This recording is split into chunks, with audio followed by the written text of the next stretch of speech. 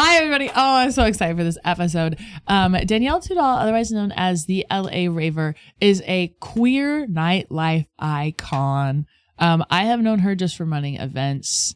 I was going to say together. We've been floor hosts at the same gay parties. If you don't know what that means, it means you're a good person. We've been around each other in the little queer nightlife space. She runs essentially queer and women-dominated rave spaces that a lot of people go to because it's the first time they feel like they won't be drugged at a party, which is sort of cool. Afters that are actually good, safe, and fun. In that process, she's kind of blown up, become kind of a little icon, and she has haters. I'll say she has haters. We didn't even get to so many of them. But other than having some stalkers, which is something I wanted to bring her on to talk about, to relate a little about, she has a tactic for responding to the graphic hate comments she gets from men. I'm not even going to give it away, but I would say if you have comments on your posts that you think, wow, this is a really scary person who maybe his family and his job should know about it, tune the fuck in. Because she made an Excel sheet about it and she has a proposed solution for you. Oh, wow. She's amazing. Because I see those comments on friends' posts and then I'm just like, you incel, fuck you. But that doesn't do anything. I mean, and thank you so much, Jordan, for doing that. But there's a step more. I can't wait for you to listen to the ep. Wow. When you edit it. Producer Jordan. Oh, and producer Jordan's on the mic. One of my favorite white boys. Okay. First, we have a listener letter. It is titled, I went no contact with my best friend of over 15 years. I've been there. Are you no contact with any childhood friends, Jordan? Like in a bad way? No. Cool. Oh, cool. Yeah, we play video games. That's so sweet. Okay. Charlie and I met in high school and we're pretty inseparable from the jump. I would describe it as one of the deepest emotional relationships I've ever had. A 15-year relationship is hard to summarize, but the long and short of it is that from college until our early 30s, I watched my best friend go in and out of rehab for a very severe eating disorder, alcohol abuse, and drugs. I saw him get sober and relapse many times and watched them bring themselves so close to the point of death that it eventually became a thought of not if, but when. Me and Jordan are triggered. That is really tough. I haven't, we've talked before about how we both had a parent or two like this. Have you ever had a friend who you were watching go through those cycles at all? Yeah, actually. One time it was somebody very much in my orbit. And one time he was acting out. He was like wasted, being a problem. And we were probably like 25 and somebody in the group was dating somebody who was 40. Oh. And the 40-year-old, that's not even the story, but the 40-year-old was like, it was two gay guys. So, it's kind of fine. Oh, then that's hot. They're just doing what they want. Yeah.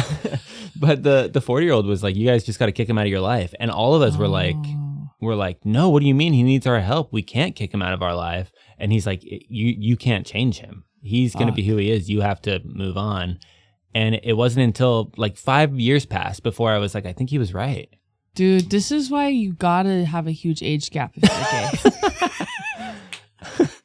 gay. That's actually, I appreciate that 40-year-old for just imparting the realness. Because my knee-jerk reaction was like, oh, you're an asshole. Sure. But sure, it's just maturity, I guess. Yeah. Well, and definitely this person lived through this experience more than once. If you're 40 right now, yeah, half your friends are addicts if you're gay. I love them so deeply and tried to help in any way I could. But baby, let me tell you, that shit is hard. Yes, it is. There was a constant cycle of recovery and relapse that kept me locked in this relationship for too long. We were still in contact when I moved out of Chicago. But I would be lying if I said they weren't a big reason why I wanted to leave. It was liberating to finally be in a place where I wasn't seen as someone's caretaker. A few weeks after I left, I learned that they'd gotten back into drugs, which they lied to me about, cheated on and left their partner, and attempted suicide. The big three? Triple threat? As in threatening to... Okay, we talked through all these things, of course, but it was terrifying. Kind of a worst nightmare situation. But then two things happened that finally made me cut the cord.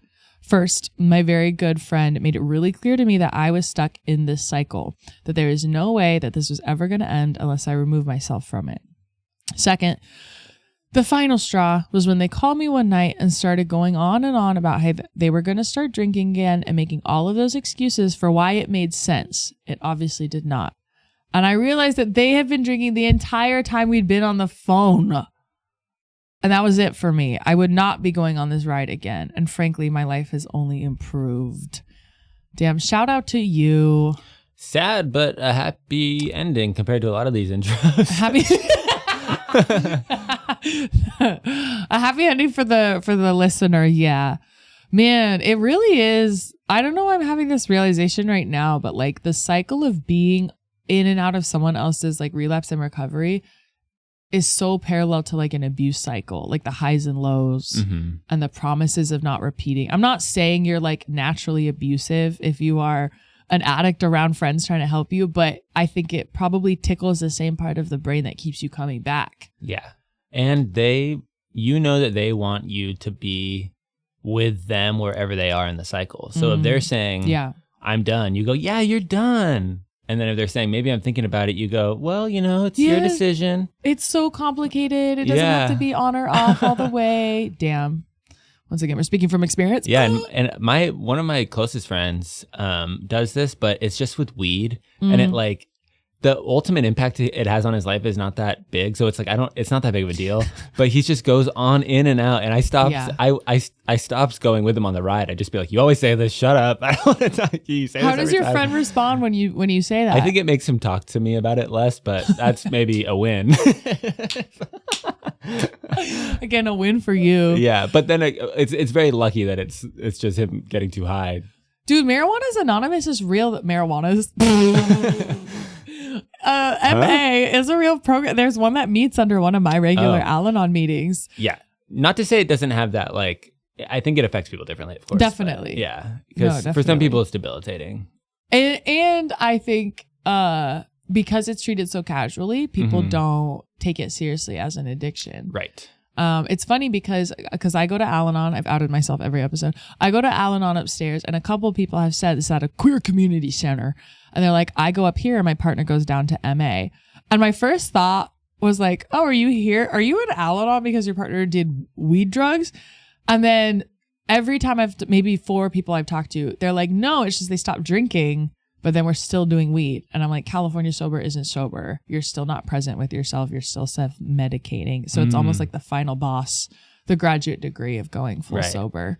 Because that's the thing, right? Is you start with what's killing you fastest. How do you know? Just kidding. I know. Yeah. But yeah, exactly. And that's why I'm only in 2 programs instead of 5 right now. But I'm straight 3 of them are killing you slow.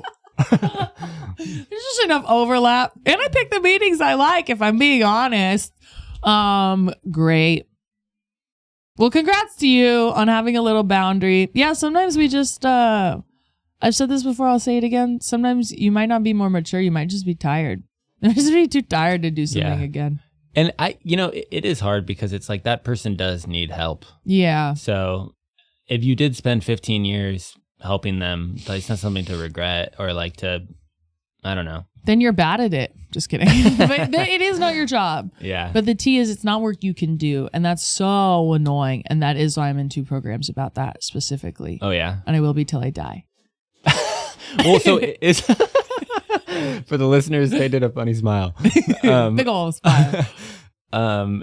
Is the ethos of Al-Anon, if any, that like if you were, what would Al-Anon say about this situation? Al-Anon would say, how do you get an alcoholic to stop drinking? You go get your nails done. You focus on yourself. Okay. You remove yourself from the situation. You can't control another person. Okay. You can only control yourself. You need to restore yourself to sanity by not trying the same thing over and over again. And that might mean you leave this person. It might mean you don't. But either way, you do things for yourself that day. Yeah. Anything you would have put into them, you keep for yourself. I mean, they'll say, obviously went in with all the baby questions like, are you guys sure? I don't think so. I think I can still, you got to teach me how to fix it. And they say you can offer once. You say to a person, even like recommending someone else go to Al-Anon, Be like, hey, I think this program would help you. You might say to your addict, like, hey, I think you have a problem, and I think there are some things you can do to get better. It's impacting me badly, whatever. And then they know. And it's up to them to do that themselves. They know where it is.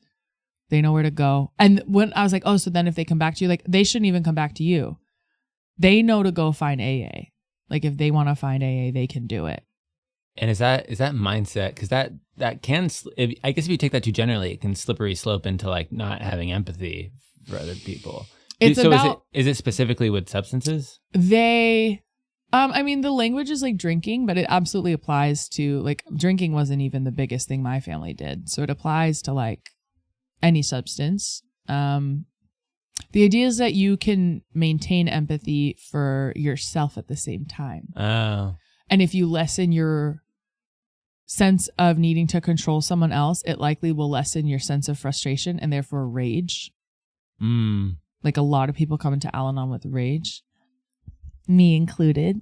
Really? And I mean, you've never seen that side of me. No. I'm good now. I was really angry as a teen, if you can imagine. And then I really suppressed it. And then we're just doing the part 2 of Jordan interviewing me. I know. And how did that exhibit itself when you were a kid? And then I like very much suppressed it.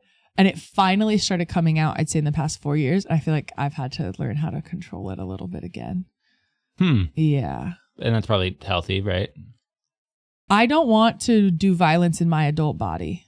It's kind of a promise I made to myself. But I still want to punch a lot. Whoa. It's an old feeling. You know what I mean? It comes from like a very old childhood place for me. And it was Kai, let's be honest. It was my stalking situation where like he would trap. I never told you this, Jordan. And I'm telling my 35 Patreon subscribers. I wouldn't say he okay, like we did fight. Physically? I would never say like, oh, he hit me. Maybe that's my toxic masculinity. He didn't like hit me. He like would trap me in a room. And he did shove me once. This was the very end. What is this? Is this the kind of thing of like, no, we're talking about, no, you can't leave. We're talking about this. Yeah, he wouldn't leave my house. He trapped me in the room. Dang. And so I beat his ass a little bit. And that's on record. He told me he would end my career. And I'm like, yeah, okay. For doing that? Yeah. And I'm like, we could talk about it. You don't really have a career for me to end. Oh!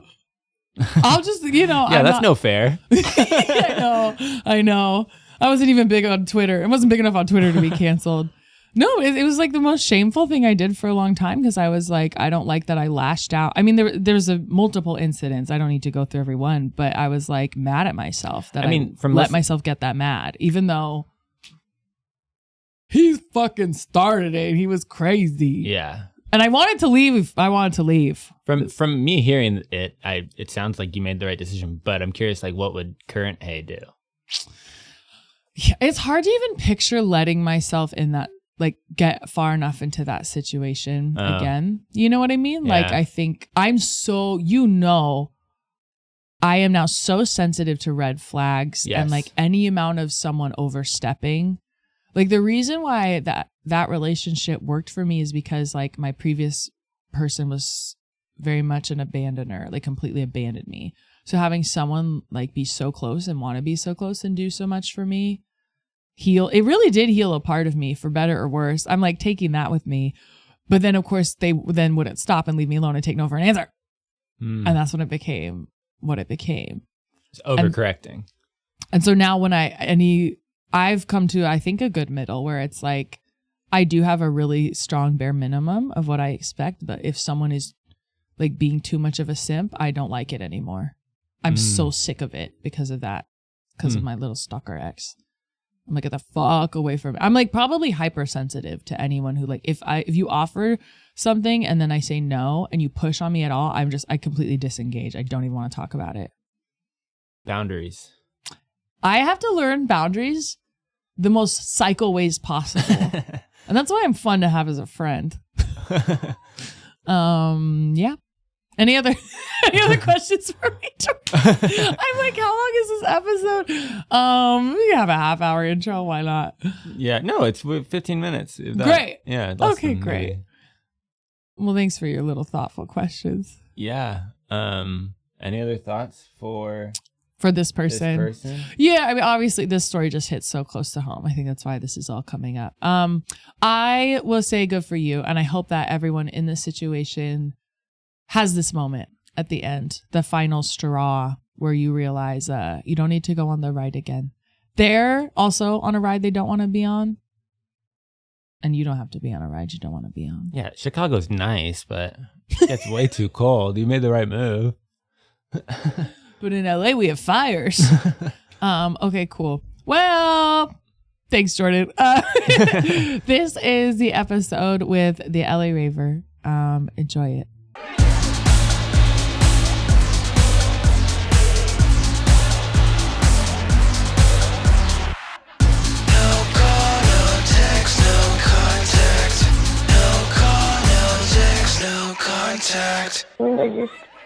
I really hope one day we can be in each other's lives. Okay, bye. Have you heard the term getting womaned? Yeah, no, I have so many. My intern, who's a man, did something, and everyone on Reddit was like, "I can't." Oh, he like copied an idea from another. It wasn't copied. It was doing like love letters. Sure. Like, have you ever heard of it? Where it's like people call in and you give advice on like your love life. That is the least original thing. Yeah. I mean, I'm not saying it's not fun, but that is not one person's idea. So it's from like a movie. So he did that, and there's a whole Reddit thread being like, LA Raver copied this. They said, boy, LA Raver copied this, all this stuff. And then all of a sudden, somehow, like the narrative switched to being me. They're always going to hold the woman more I have accountable nothing to do with it. for whatever proximity you have to whatever. It's like, but how could she work with him? And then he was like, wow, thank God, like the patriarchy protected me. Like the scandal's over. Because everyone's like, well, actually, I heard the LA Raver is this, that, and the other. And she is like sexist, blah, blah, blah. And everyone's like, you got womaned, even though I didn't even...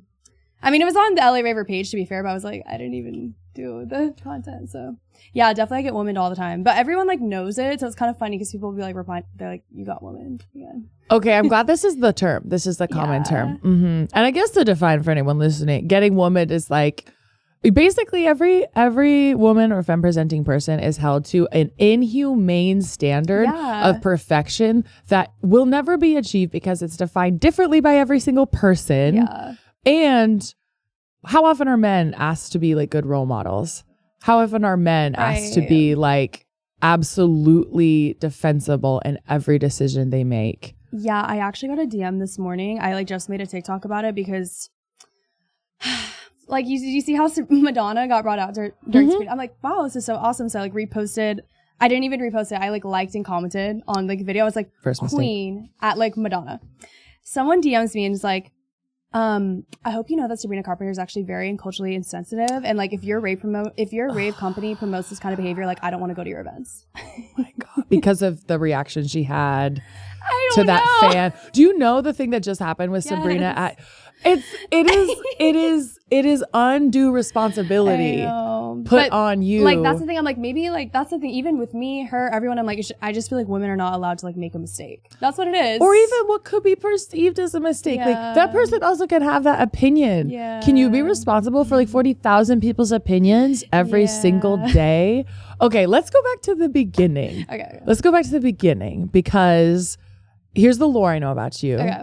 You started a rave company basically because you got laid off from a corporate job. Kind of, yeah. Okay. Yeah. Like I worked in music and like producing or like I worked in sales. So I was like selling these big like festival packages, like private jet, yacht, whatever to like basically wealthy people.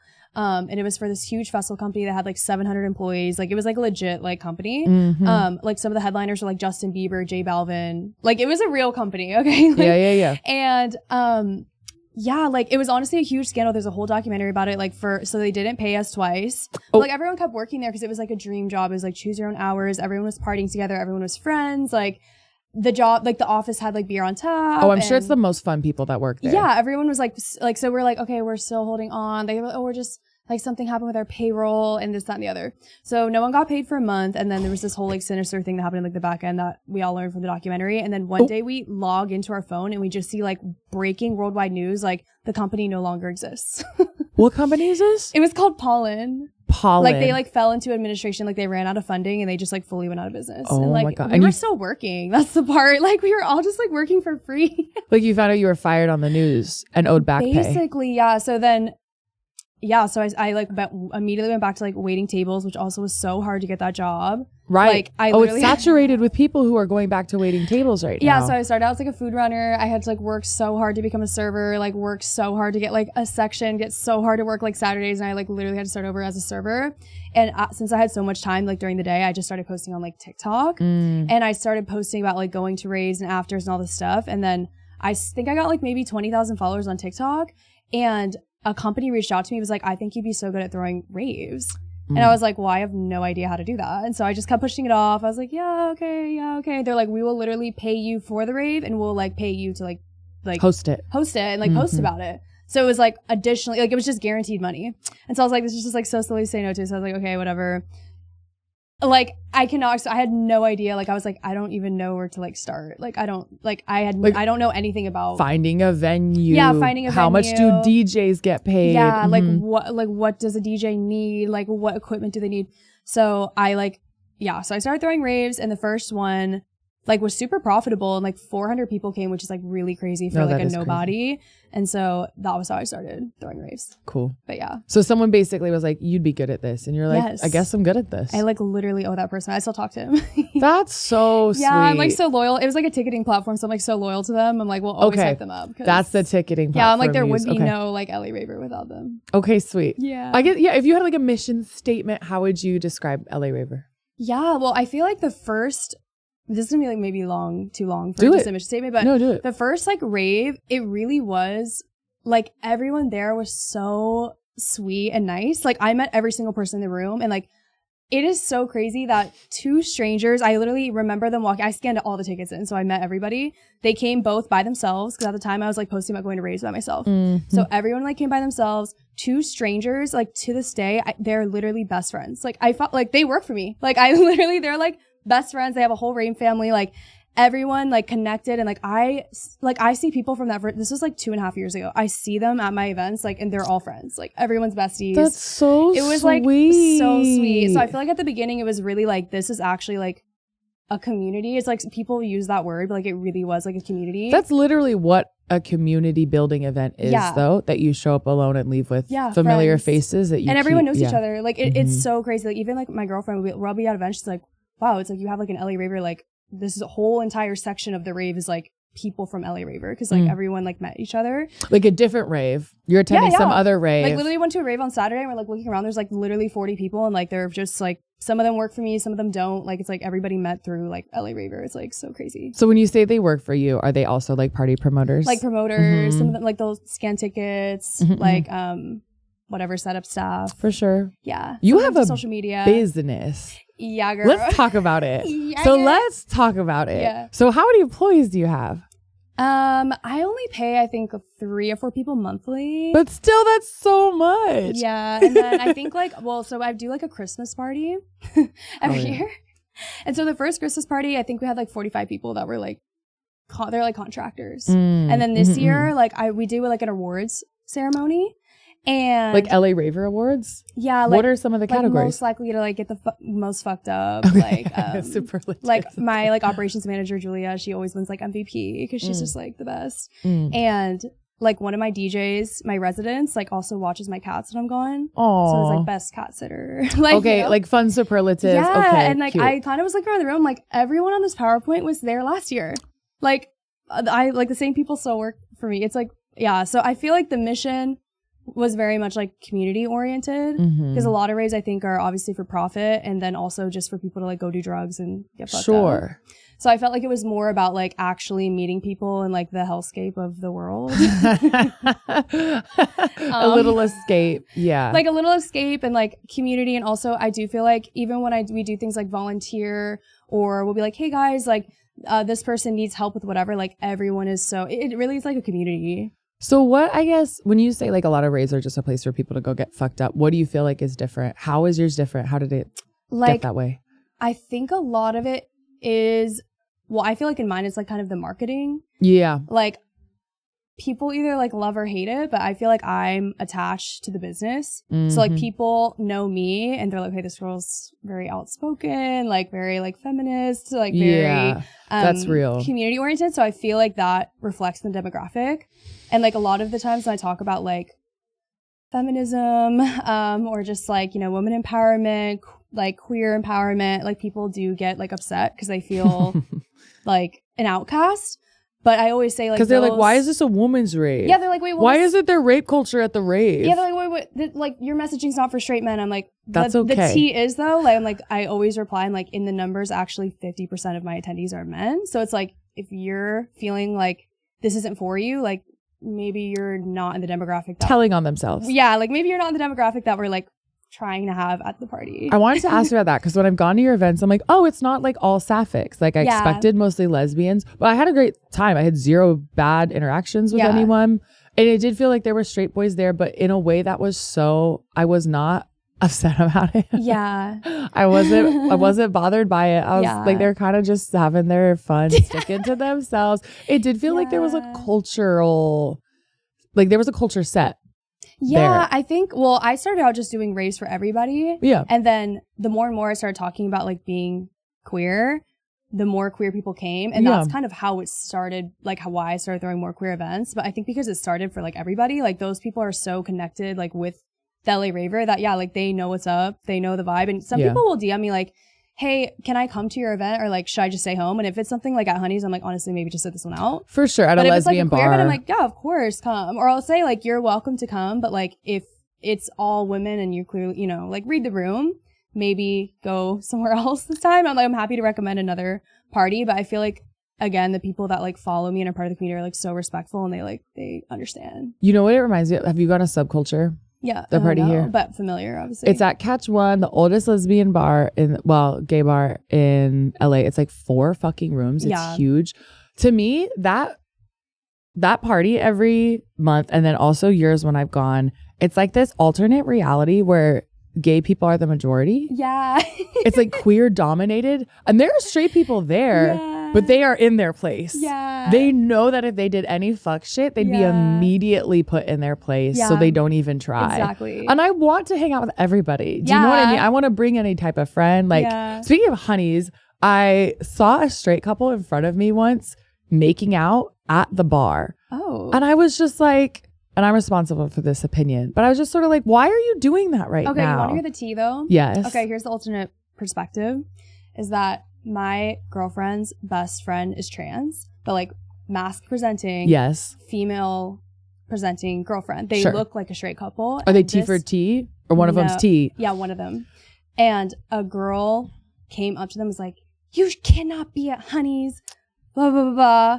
And of course, everyone's like so infuriated. But I was like, honestly, like this person's actually more gay than you. And I feel so much for trans masks who are like, I grew up in dyke culture. Yeah. I go to dyke spaces. And now that I'm transitioning, being more myself, I'm now being rejected by my own community. So there's that fully. Yeah. The only reason I knew this was a cis straight man is because when he came in, I went, hey, sluts. And he looked really upset. Okay. I was like just greeting everybody. Okay. It's a great test. And I wasn't even trying to test him, but he fucking failed. Okay. And so to me, it felt like he was being dominant over his girlfriend. Like no girls better hit on her. Yeah. Well, who knows why? It doesn't even matter. But I kind of I did go up to them and I was like, why are you guys doing that right here? Because it was right in front of me. Mm-hmm. And who knows what they said. I actually don't remember. They like asked me, he goes, we could be queer. And I went, oh, are you? And he went, no. All right. Kiss the dude then. Like, exactly. If you want to be queer so bad, or you're both bi or whatever, I want you to come to the bar. But even I'm bi. And if I'm with a visibly, like, if I'm in a hetero appearing couple, I'm not going to make out of Honey's. Yeah. I'm just not. And I'm not applying that to anyone else or like a trans mask. That's just how I feel about myself. But that's what I feel like now. I honestly was like, oh, maybe I should give people more like benefit of the doubt because I never thought about that possibility. That's why I like to always approach people with a question. That is what I like to do. Yeah, that's smart. But I also knew he was a fragile cis straight man. I know it's and hard. I did want to fuck with him. I feel like there's not a lot of just like sapphic spaces, and it is hard because I feel like when I was bi, like I didn't have anyone to go to these, so I just didn't go. Like I never went to queer events because like the only person I would go to was like a gay man, and even like gay men in the sapphic space, like I feel like it's different. Depends on the person. It's always the behavior. It's like, how are you acting once you're in the room? Yeah. And you can like blow it. Yeah. Because you can certainly blow like, it. Look at all like the dykes here. Look at all like the like, you know, it's just like, it's almost like derogatory. And I'm like, what did you expect? I'm like, I deeply regret bringing you here. Right. I brought you here. Why are you? Yeah. I'm like, maybe let's go somewhere else. And there's such a difference between like a girl gay guy and a guy gay guy. Yeah. And I love a girl gay guy. I know. Me too. And if you are a gay man who has a lot of lesbian friends, that's such a test. Yes. That is such a test. That's why I feel like 100%. I feel like the gay men that like I'm super close with, they always have other like lesbian friends. Cause like I love when a gay guy loves a woman and you can tell. Yeah, I'm like, you can come to Honey's any day. Mm-hmm. You can come. Also, like my gay friend that has a lot now is now doing drag. So I'm like, even better. This is the thing. And this is the thing. Yeah, there's the drag, especially I feel like drag performers worship women. Not all of them, obviously, but many will because they're like, no, they're my literal inspiration. And they're like watching makeup like tutorials and like really admiring the culture. And so I'm literally having him like do drag at one of my parties. It's gonna be so lit. Okay, tell me when. Because I'll go. This Thursday, April 23rd. The way Beaches, I'm working. In West Hollywood. Yeah, a lot of people have like mixed reviews about West Hollywood, but like I love it. I want to hear about that because a lot of your parties are like east side or downtown, which I fucking love, obviously. Do you know I live right downtown? No. I've walked to your events, which is so clutch. Scary. I'm really big and white. I'm mostly fine. Yeah, I'm like bigger than the average man in America. This is what I tell myself. Okay. No, I'm set. Well, I'm your dog good. will protect- Also, he's terrifying. I'll be like, you want to know how he lost that eye? You should see the other guy. Wait, where? No eyes, no legs. Like literally, we'll cut this, but I'm right by Precinct. Okay. The same intersection. So I'll go to Precinct and then yeah. Fuck, I forgot what I was gonna say. Oh, yeah. How do you feel about like the crowds in WeHo versus who shows up to maybe East LA? I always talk about this to my girlfriend because she's very like East Side, and I've always been like a WeHo gay. So I just like I'm a WeHo gay too. Yeah. I am. I always both. dated only WeHo gays. Like I was just like always like in the corner, like hiding in the Abbey with other lesbians. It's like literally like 5 of us, and the rest is all gay men. But like I loved it. Yeah. Because I do feel like the people in West Hollywood are more like party, drink, blackout. I don't even drink anymore, but like still that's the vibe I want. But I will stay up till 4. I want like people around me to be like taking a Molly pill and like blacking out. Like I don't want like. Do you get secondhand high? I do. I do too. I do. I literally just made a whole video. I was like, I'm sober, but once everyone else starts taking Molly, like, bitch, I feel like I'm on Molly too. I act insane. I'm like, yes, this is so fun. I'm like, I'm literally completely. I didn't even have a coffee. Like I'm completely sober. I'm like, you're now on my level. Yeah. Now I can be myself. Yeah. Because you're too crossfaded. Like, exactly. That's so. I didn't know you didn't drink. When did you go sober? I don't know if it's gonna be like a forever, but I have not drank in the past 3 months, and I literally probably cut by like 99% in August. So it's been like a long time. Wow. Okay. You're low contact with alcohol. Yeah. Like I probably drank like maybe like 4 or 5 times since August, which to me, I used to drink like 5 times a week. Not like crazy, but that's part of your work too, I imagine. But is that sort of why you decided to stop? Were you like, maybe I don't want to drink at work? Like, yeah, it was. I felt like before, like obviously because I have social media, people like recognize me and come up to me and stuff. And before I was like, well, I can't deal with that sober. Like I feel so awkward. I see. But then I started to realize like when I didn't drink, like actually it was less awkward because I remember what I said. That's huge. That is so important. But yeah, it was like honestly like I started seeing this like new therapist that like I don't know what she said to me. Like I've always been like kind of like sober curious for years and years and years. Like I was like, I don't want to like live like this.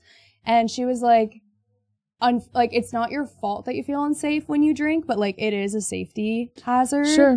And if you want to feel safe at all times, like the best way is to try it sober. And I started like doing my own events and like other things sober. And I was like, I mean, I do feel much safer. In control. In control. I also can like clock when someone's like about to come up to me and like maybe gonna like touch me or grab me and I'm like gonna walk away.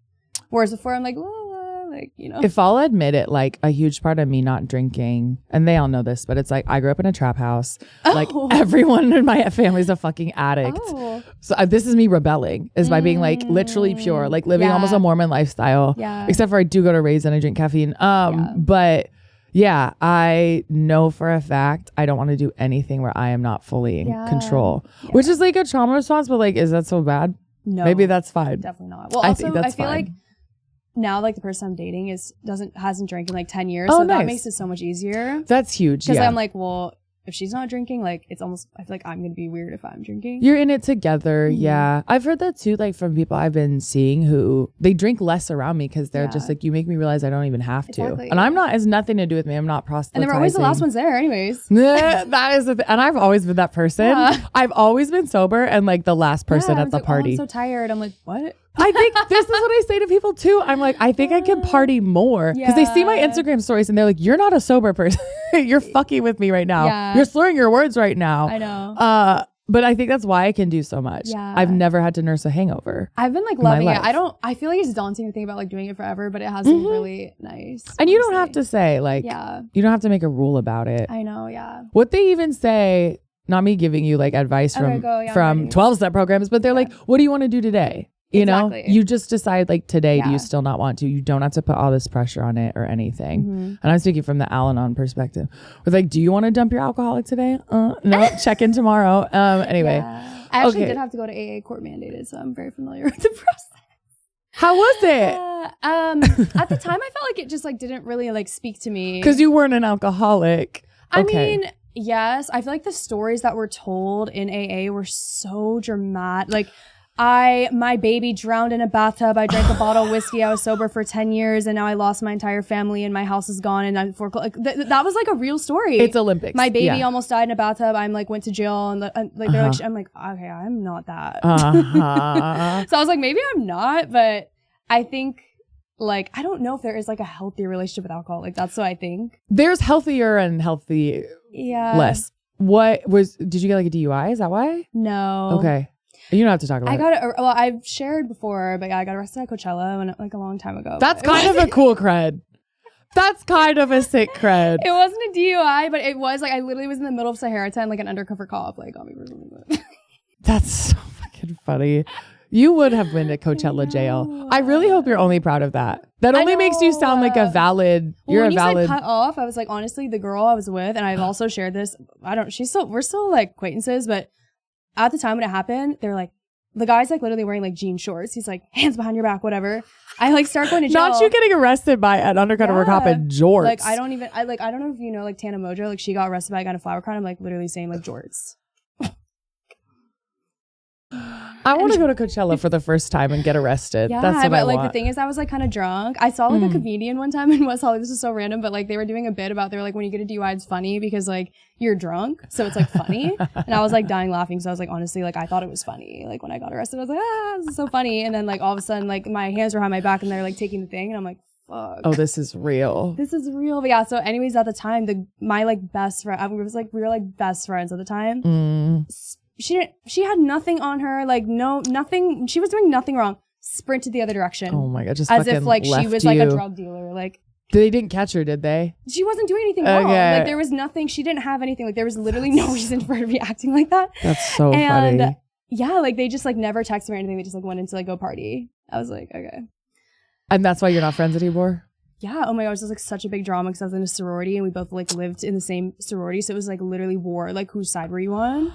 It was such a big drama, and then we ended up having like a come to heart later, and we like made up. I obviously don't care anymore, but like at the time I was like, dude, you left me, and like she was like, well, you left me alone in Indio because I drove, so I just like drove home. Oh, because you were abandoned in jail. Yeah, but I was like, well, you never even like thought to text me, and even when after like the thing is though, they didn't cut my wristband, like I was allowed to go back in the festival.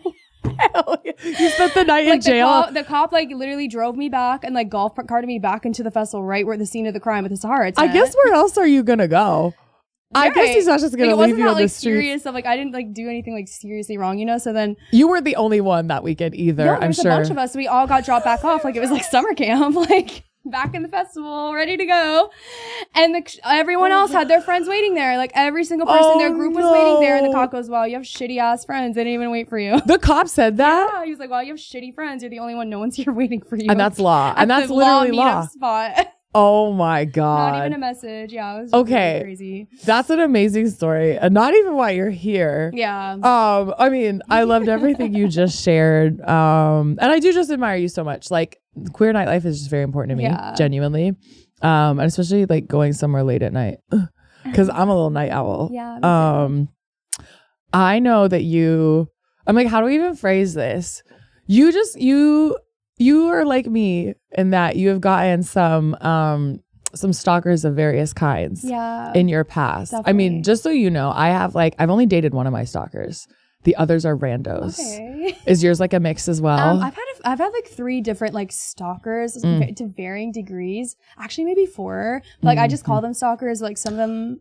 Some are like half, and I'm like, I don't want to exaggerate your behavior, but it makes me feel the same way because of how many times this has happened to me. Yeah. So in my nervous system, you're one of my stalkers. Yeah. I think like just because of having like an online presence, I have so many thoughts about it because it just all stems from like parasocial. Yes. And the thing is like, I don't mind parasocial. Like I love when people are like, oh my God, like I feel like I know you. I'm like, well, you do. I literally overshare all the time on the internet. Sure. But like the one specific person like was at every single, this is the thing. I'm like, I'm so happy that you're like, we're all community, making friends with all the staff. You're always around. Like that's kind of the whole mission statement of like what I do.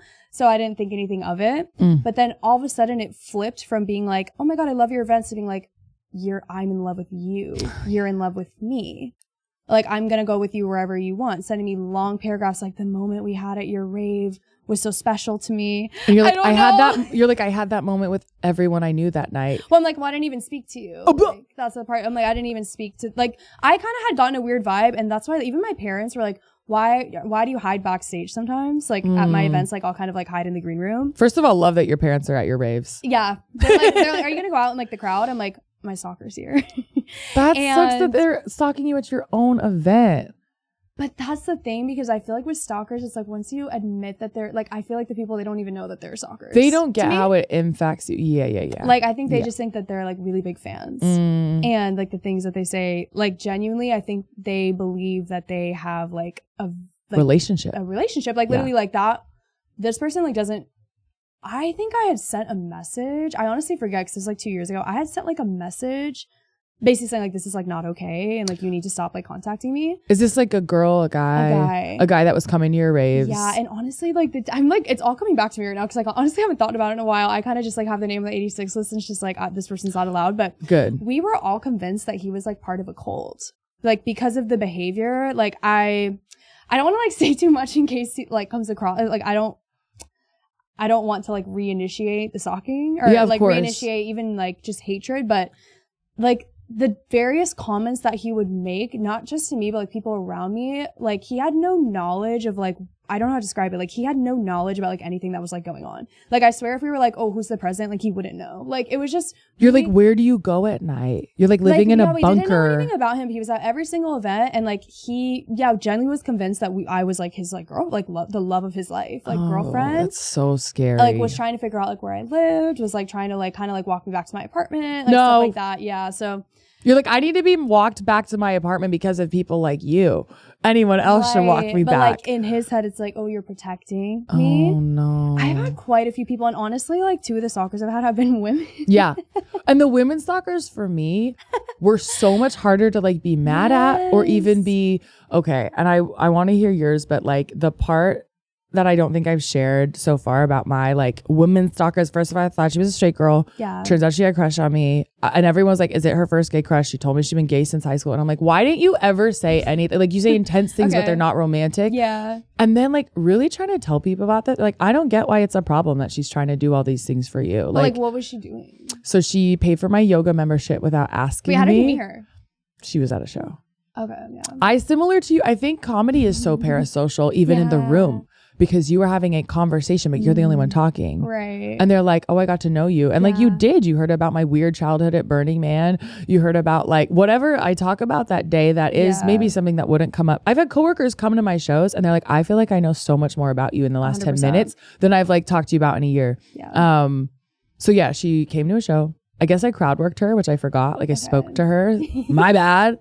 Asking for it. And then she was like driving me everywhere or like trying to. She forced me to let her take me to the airport at 5 a.m. Like she wrote me 5 reasons I should stop saying no. And like just really pushing things, but never like obviously asking for sex or like touching me, all these things that like when a man does it, it's scary right away. And you're like, get the fuck away from me. Yeah. It was just really intense. And but were you like entertained? No, I'm not like obviously not blaming. But no, you could ask like, me. Were you like entertaining at all? Because like I was. That's why. I asked. Well, like were you interested in some of these girls? Well, you go first. So I'm sure. asking. Yeah. I didn't know she was like, did you even let queer. her drive you? That morning I did, because she said, she's like, I'm just gonna like, I can just be there. I'll just wait outside. Like, I know when your flight is. And she showed up like 20 minutes before I was gonna leave to take the flyaway. She's like, I'm outside. I take the flyaway too. Okay, and shout out to the flyaway's safer than this woman. I love that flyaway bus. And then she dropped me off. She goes, tell me when you land, and we're not gonna fight about it. Like, doming. Yeah, see, to me though, like, that was my problem. Because I was like, oh, okay, like, I'm down. I don't think that's your fault though. This is, you know what? Let's talk about another a stalker I did date. It was like love bombing. I accepted. Yeah. I fully was like, oh, okay, you want to pick me up in the airport? Okay, yes, mommy, I'll be there. So that was the situation with the one person I dated. So I understand. Yeah. I mean, it's tempting, especially if you are attracted to the person or you are involved already. It's like, you should treat me this way. Yeah. And maybe I should have been getting treated this way a lot longer. Yeah. That was my logic with that guy. That's a man. That guy's a man who ended up stalking me. And he really did. He showed up to the airport with signs like the day after we met as I was leaving. And I was like, this is funny. Yeah, right. You're like, oh, I mean, of course. Like, who wouldn't want to like be at the airport? That's what I'm saying. I would do that for someone else. This makes sense. Yeah.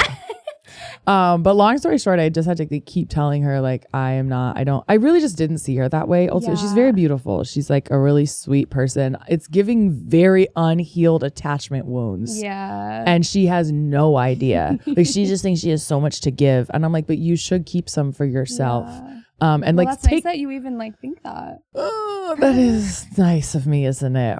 I've also been in a lot of therapy. Yeah, she needs to learn how to take no for an answer. But okay, so were you were entertaining like, I feel like your I'm divas? like thinking like I can like tell because it's happened like with a few people, so I don't want to like single them out.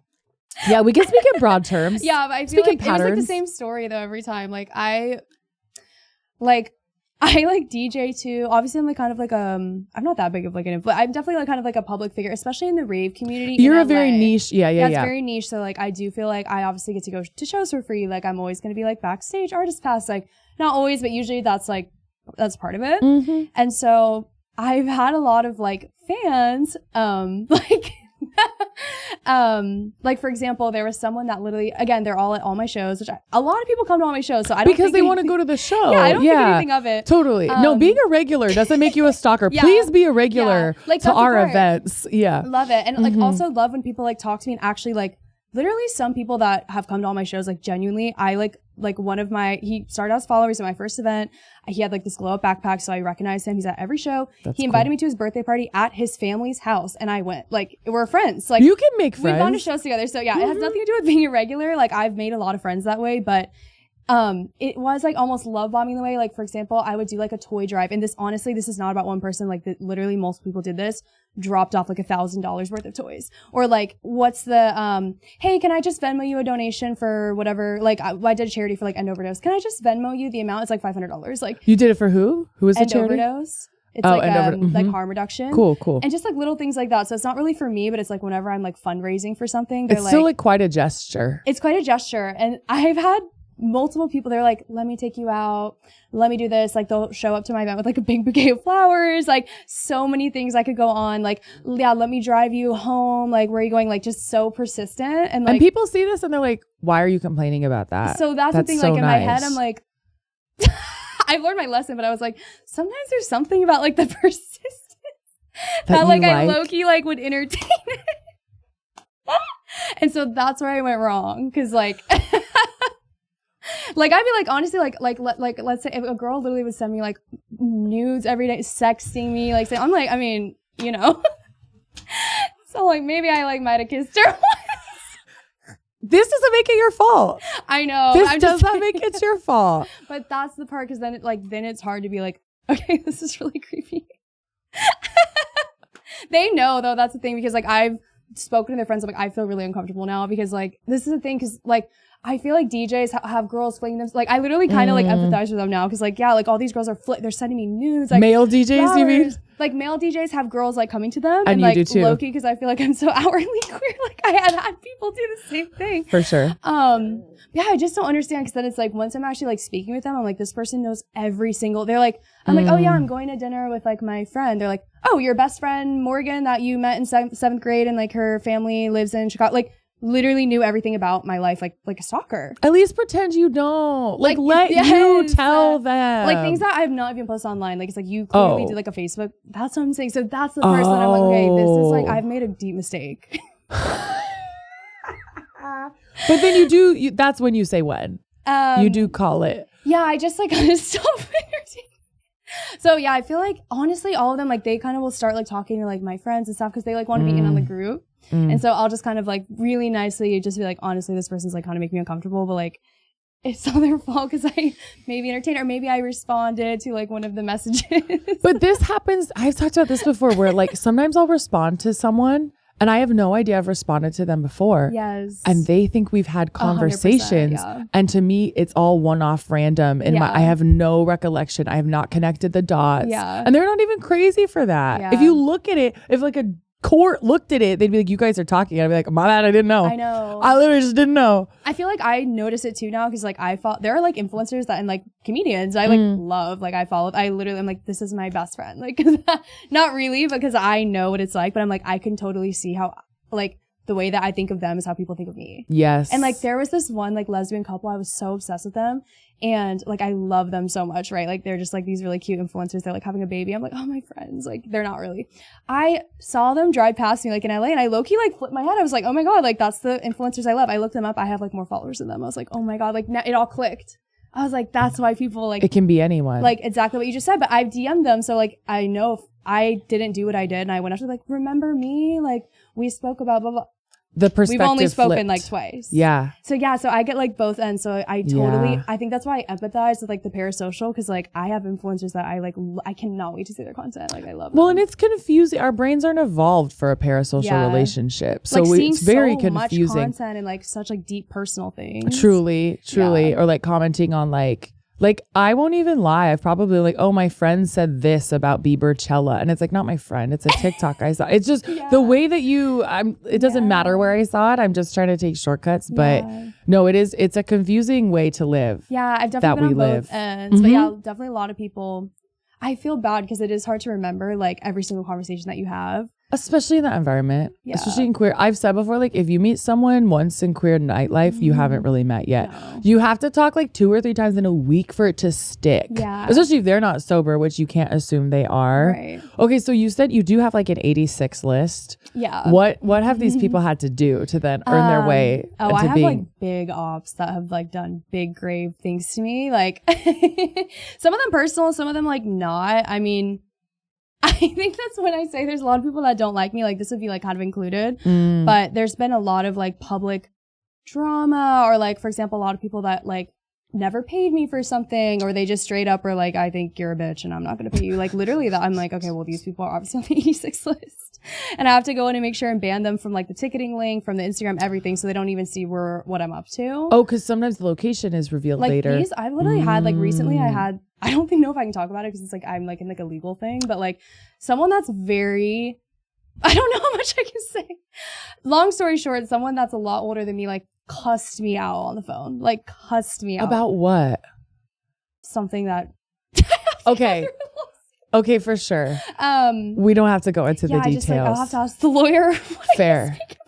No, that's but like fair. Like a really like old person, undisclosed person, like calling me on the phone to cuss me out. Like, so that person's on the 86 list. Like, it's just like, why would they even want to go to your fucking event anyway?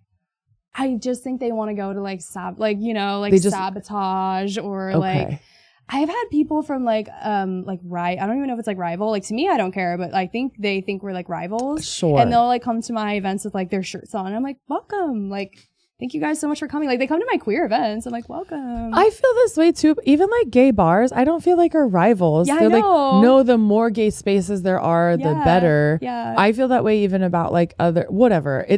Anything that is similar to what you're doing is usually positive because people want there to be gravity around Yeah. like a certain type of space or event or like whatever it is. Yeah, I was like, welcome. Like, The you guys more- want something to drink? Like, Truly.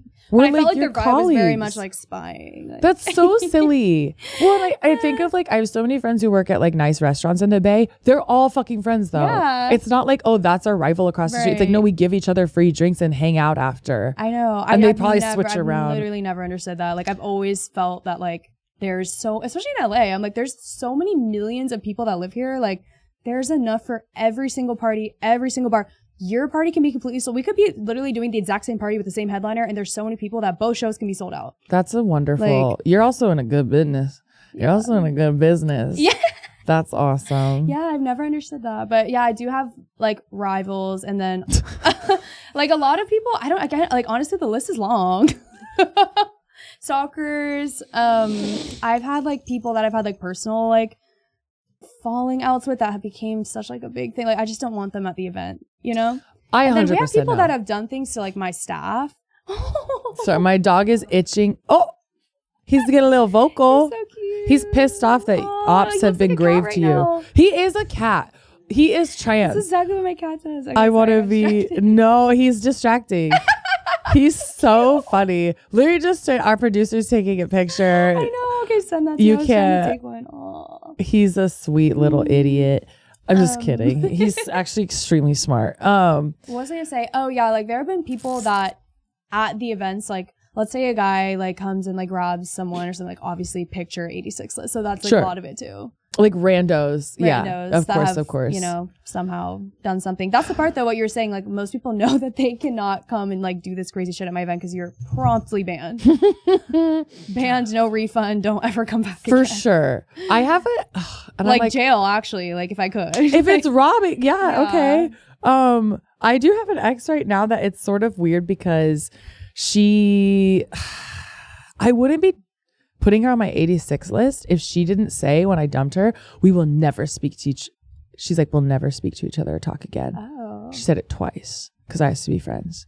And then she showed up at the bar right across the street from my house 3 weeks later. She never went to before me. And then she came to an event I was hosting at Honey's. I was like on stage hosting it. And I saw her. I literally saw her and I was like, you know what? Whatever. Yeah. Like I was done hosting. I don't know when she got there, but I was like, I'm done now. I think I like remember, was this real? This was in I literally summer. remember. This is in summer. You were there because I didn't get her last name spelled right. So they didn't. So they let her in. They handled it great. The staff handled it great. But I was like, whatever. There's only so many lesbian bars. Like, I'll let her stay. But then she started standing right behind me and my friend Sylvia and not saying anything. And I'm like, you're doing this on fucking purpose. And she was continually like liking my pics at 3 a.m. in the morning. I also knew she was listening to my podcast because I only know one person that lives in her area, and it's her. And I can see the geotags of the download. So just think about that, everybody.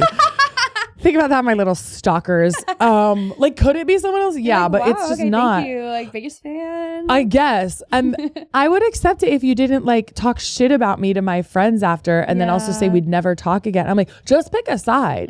Either actually never be around me again. Like, you're doing a bad job avoiding me. Did You're she doing say the hi that time? No, she won't talk to me. She'll just hover. And that's what drives me fucking crazy. Like, so she's not harming me. Yeah. She's never, I don't think she would.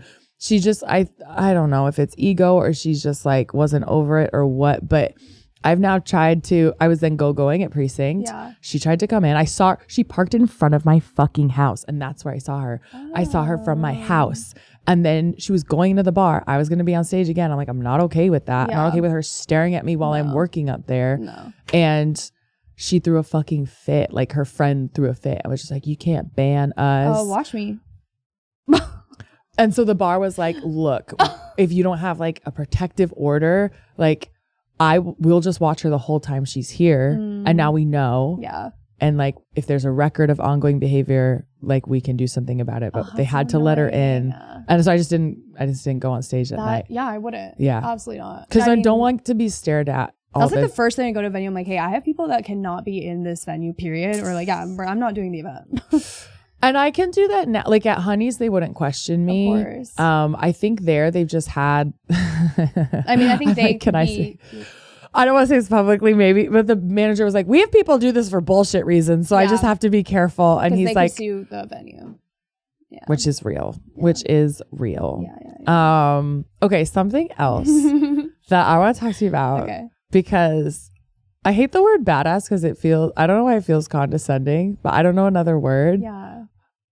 Our friend has shown me. You get some comments online that are just fucking horrendous, like criminal. Men literally, in my opinion, confessing to doing sex crimes or wanting to. Yeah. I'm like, this is jailable. ACAB, but it's jailable. Right.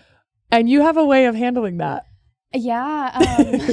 That I just want to disseminate this as an option to the viewership. Mm-hmm, yeah. I think you are inspiring. Go ahead. Tell the people how you handle it. Let me talk my shit real quick. Mm-hmm. Yeah, I think honestly, okay, let me just go way back. This goes way back. I posted a video like right after I gotten laid off my job on TikTok, and it was me in a bikini, and it was just like a funny video of me dancing. How dare you? Like, not that this matters, but at the time I was like literally just graduated college. I was like a size 0. I got posted on, and I didn't know these existed, an Incel forum. Someone told me because my friend had been on the same forum. Oh.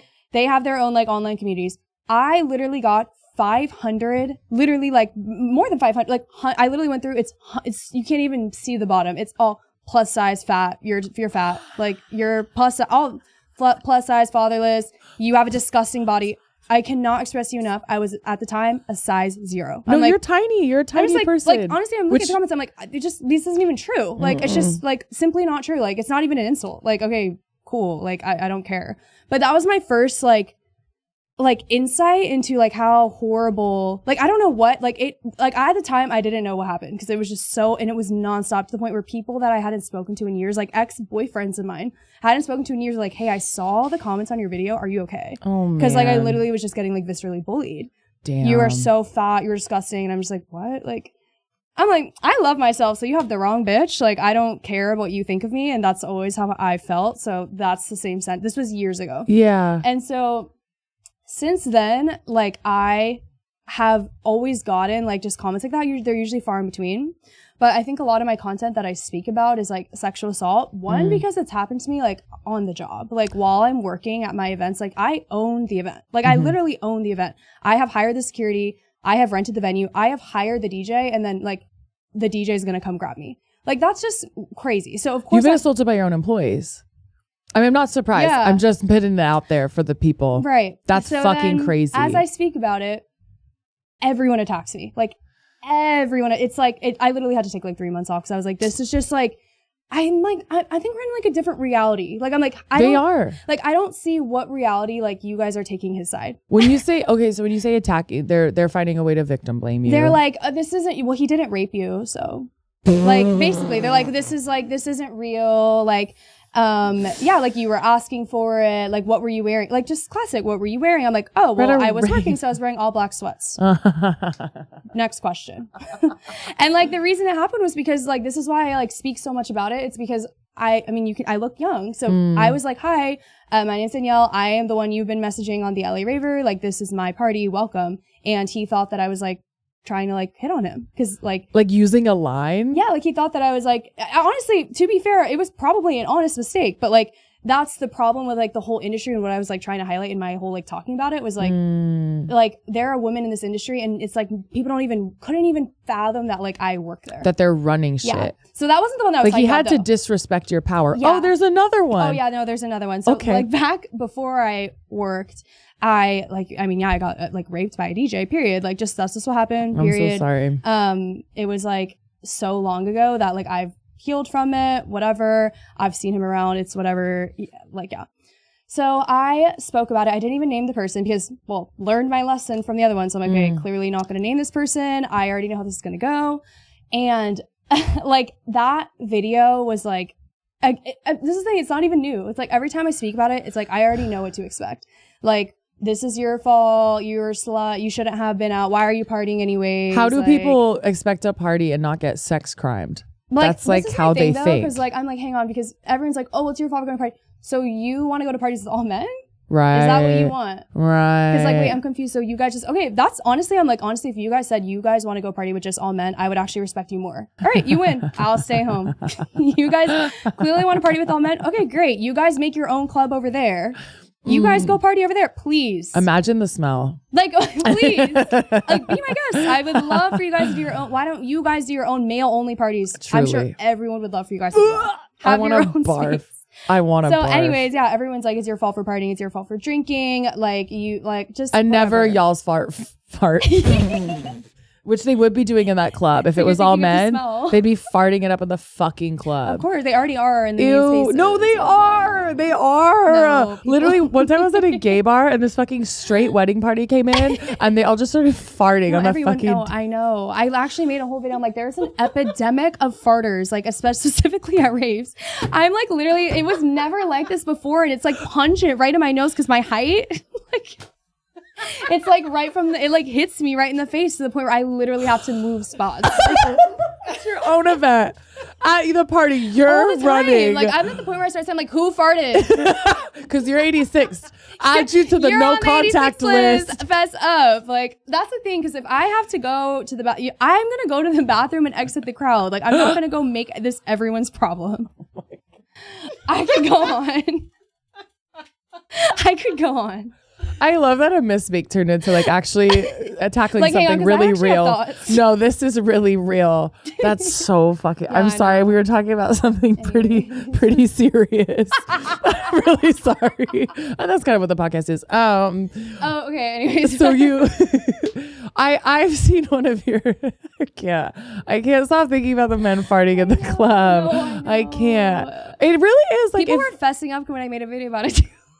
Oh, like in the comments? They were like, it's me. And what are you going to do about it? I was like, I think it's people's diet. I was going to say, why is it getting worse? Like, because inflation's gone up, people can't eat as well. Yeah, I know. They can't afford the good shit. It's all Taco Bell. And it's like the crowd's already so overcrowded. Gassing up the club.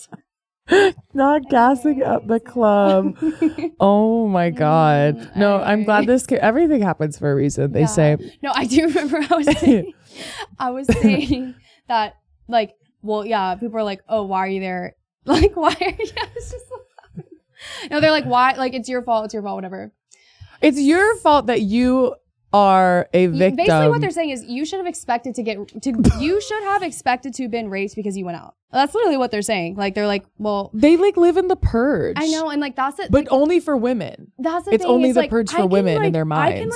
I mean, I've obviously gotten these comments so many times, so it's like I put myself in their shoes and I see what they're like trying to say. Like, it's so hateful and so vile, but like what they're trying to say is like, well, there's alcohol and drugs involved, so like obviously you should have. But I think they just like don't realize like how wrong and just like so a double standard. Yeah, it's such like a double standard. So that's the thing. I'm like, if you're gonna take that stance, then your stance should be no one should drink alcohol. Exactly. And that's my stance. I'm like, honestly, if you don't want to be raped, don't drink. Okay, fine. If you don't want to be accused of rape, don't drink. Also, don't have sex with someone that's drinking. If you can't help but rape when you're drunk, you don't also drink. shouldn't Exactly. drink. Don't drink. Like if I'm so scared of getting Or falsely go out. accused. Don't go out then. That's crazy. You stay home. Why don't you crazy. stay home? Because like, I mean, as queer people, like as a queer person, I don't go out and I'm like, oh, I hope I don't rape someone tonight. Like, that's the thing. Like, I'm also attracted to women. So, like, your argument means nothing to me. Like, what do you mean? I don't drink and, like, oh, no, I accidentally just raped someone.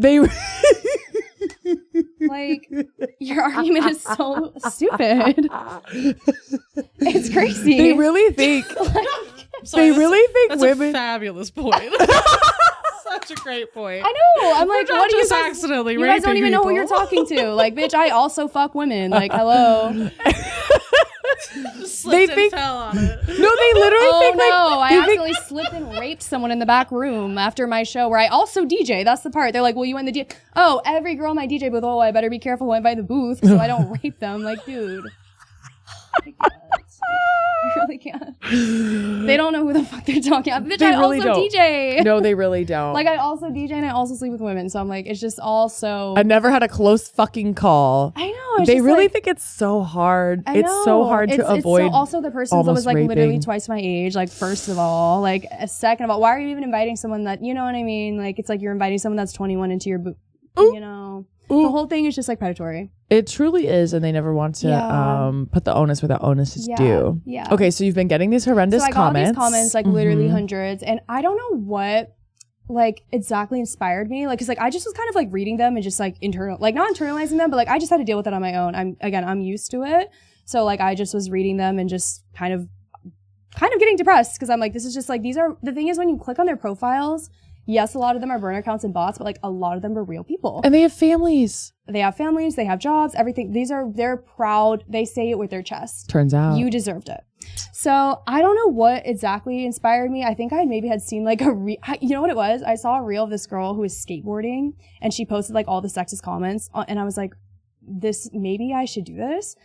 And so I made a compilation of all the comments. I literally posted, I usually only post reels. I posted as like a feed post and like the feed post literally got 500,000 views because everyone was like, what the fuck? They're like, I've never seen a comment section like this. Like screenshots Literal screenshots of just the comments. Yeah. And I was like, why do people not talk about sexual assault here? Like, this is just like one This reel. is the response you'll get if you speak up. This is the response. And like, everyone was so shocked like at it. And I was shocked that I was like, I've been getting these comments for years. Like, and this is my daily life. People were not even like aware of like how, because a lot of people don't post, especially not about sexual assault. A lot of people don't even post anything like on social media that could be open to like comments like that. And you also, I think you have such a wider range where a lot of us post to like an echo chamber. Yeah. You reach, unfortunately, the other fucking side of the internet. Yeah. And I think like also, I know for a fact now because these people are like still on their little forum. But so the video got posted on like a forum being like, oh, like look at this girl trying to like talk about sexual assault. Like, let's go bully her. Like they literally post women's videos. And that's the thing. They're doing it to shame us to stop talking about it because they don't want to get in trouble for stuff that they either have done or maybe will do. Yeah, they empathize with the man you're talking about. Like they're worried. They're more worried about them not getting away with whatever they want to do one day than, obviously they don't care about assault.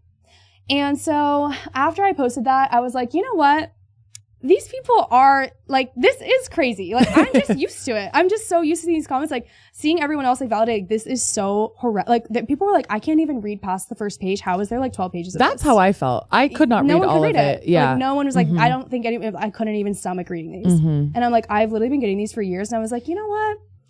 Fuck that. Like, fuck these people. Like, fuck all these commenters. Like, fuck that. So they caught me on a wrong day. Trust me. They caught me on a wrong day. I had taken like a little nibble of Adderall. I drank like 2 Celsius because I was working. I was like, you know what? Y'all caught me on a wrong day. Fuck y'all. I made a whole Excel spreadsheet. I went into every single, one by one. Every single commenter. I put what the comment was, their name, and I literally went on I bought LinkedIn Premium for $200 and I just looked up all of their employers. I was like, fuck you guys.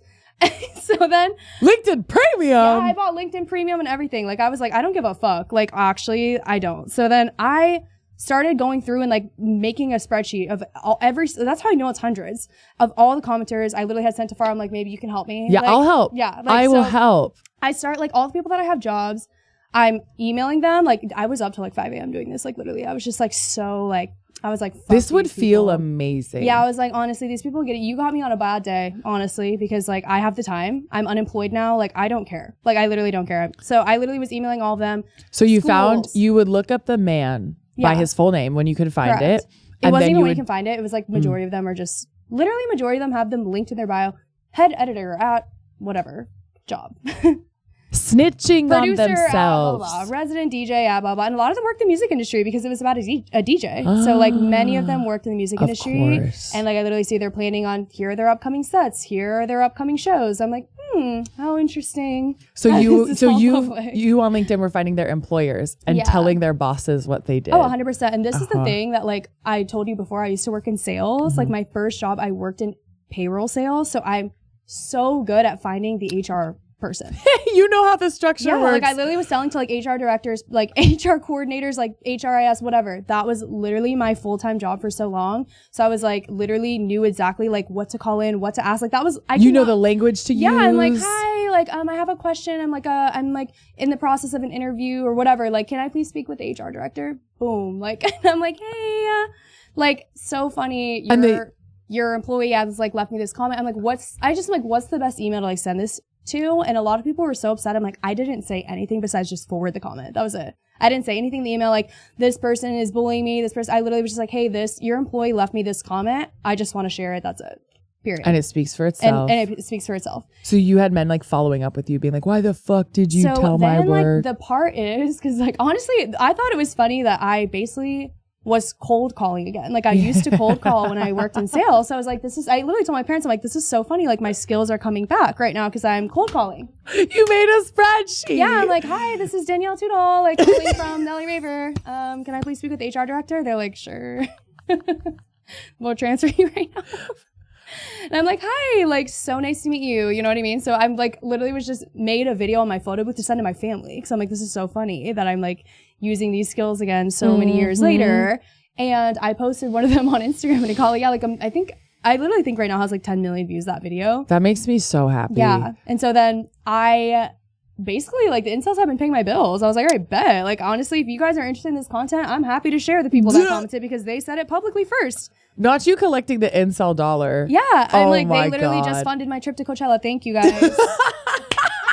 Keep the comments coming. Genuinely. Meanwhile, you're getting them like potentially fired or in trouble, at least with of course HR. Fired. Yeah, that's the thing. Because the thing is, though, like, when all I would post is like the comment, me, whatever I said. And then obviously the people are responding like, well, we don't want someone working for us like that. Period. Like, someone commented, they're like, wow, you're doing more for unemployment than Donald Trump. Making new job opportunities. That's so real though. Because if anyone's gonna be fucking unemployed in this horrific economy, you can't be doing hate speech and advocating for crimes on the internet. That's the thing, because they're all like, oh, you deserved it. I'm like, well, you know what? So you did deserved it for leaving the comment in my comment section. So Better think sick. twice. What did you think? If you see anyone who's like a TV writer doing this to you, can you open up their job for me, please? I would really appreciate that. A lot of them were just like losers, though. Yeah, like they don't have much. So it's like, okay, well, like, now there's like they have a best-selling book. It has like literally one review on Amazon. It's me saying this book sucks. Worst book I've ever read. I'm like the only reviewer. And if they get fired, now they're I'm like just so serious. Now they're just understaffed at the Jiffy Lube. It's like they don't have much to. They like work as like a air conditioned tech in like in the Netherlands, but now they don't. So I don't know what they're doing out there. I think this is just beautiful work. Frankly, are there more people on the spreadsheet that you need? I'm so very serious. Part, like honestly, this is the part that I feel like I haven't like spoken about yet, is that whenever I have to go back in there, I mean, it is hard to read the comments. Of course. And like, honestly, some of them, they are hard to find. And so it's obviously like discouraging when someone's like literally saying like, you're a skank whore. Why? Well, you should have thought twice for being a whore. They're like so disgusting. And so I've kind of like been like taking a break, but yeah, there's many more in the spreadsheet I have, but trust, I will get there. I think this is a team. It's going to be years later and you're randomly going to be fired, whatever job you have. Be ready. No, this can be a like team. so mad. Yeah, they're so mad. You love throwing event. You should throw an event call it like a phone banking event. Yeah. And we should, as a community, as a group. Yeah. I'm thinking 8 to 12 divas get together and let's finish out that list. Yeah. And they'll keep adding themselves. We could do this quarterly. We could do a quarterly review and maybe other people can bring their haters too. Yes. And it's more than haters. It's once again, people literally advocating for your bodies to get sex crimed. Right. It's like a little beyond just someone like it's hating you on the also, internet. I feel like some people are like, oh, well, it's not that bad a comment. I'm like, yeah, but it's context. Like, did you see every other, like they went into a comment section. They saw what everyone else is commenting. And they saw the top comments that were all saying that you're a whore, you're a slut. And they added to it. It wasn't like they were the only hate comment trying to make a genuinely a helpful. They're like, this seems like maybe advice. Maybe we're overalls. Like someone was like, oh, well, whenever I'm like going into a crowded area, I put my backpack behind so I don't get robbed. I'm like, so how am I going to put my vagina away in a DJ booth? Like, hey, maybe put your vagina in the back next time a DJ might rape you. Close up your vagina next time. Okay. Such a great. Thank you so much. Like the stereotype of men giving useless advice. Thank you. But beyond. Like, honestly, thank you. So I'm like, does that apply to you if you get raped anally? Yeah. Or is that only for women? Hey, just hide your asshole in the front next time. Is that only for women? Like, it's like, that's my genuine question. God. I'm like, wait, so if you went in the DJ booth and you got raped by a DJ anally, would you feel the same way? It was your fault?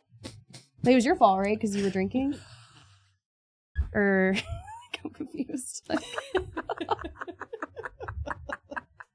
I just want to make sure I'm following the logic. The visual is so crazy, dude. Like, it's the same thing. It's so crazy. But that's what they're saying. I know. That is the logical conclusion. You're lucky the DJ wasn't gay. Of like, what literally. they're saying. Oh my God. Damn. Yeah.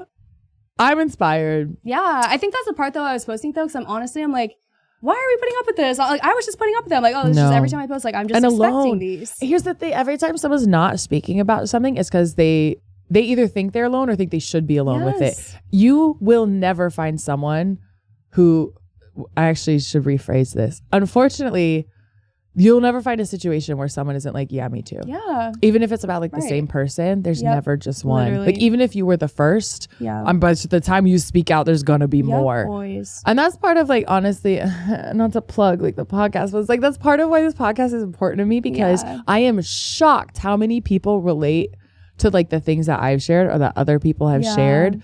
And I do think there is, you're giving over your power when you stay silent, frankly. You're working for your enemies. Yeah. And we don't do that. That's what they want. That's literally their goal. They rely on embarrassing you. Yeah. But if you know you're not the one to inherit the embarrassment, you can put it back on them as it should be. I think a lot of people too, like, have seen the content. They're like, wait, actually, like, I should do this too. I'm like, yeah, like, why are we letting these people get away with it? No, truly. It's so sad. Truly. It's so sad. It's sad and it doesn't have to be. Yeah. We're the ones we've been waiting for. I don't even know what that's from. I literally don't even know what that's from. I don't know. I feel like the mission statement of the LA Raver before it was community. I forgot I was going to say it before. But like now I feel like it's also very like women's safety.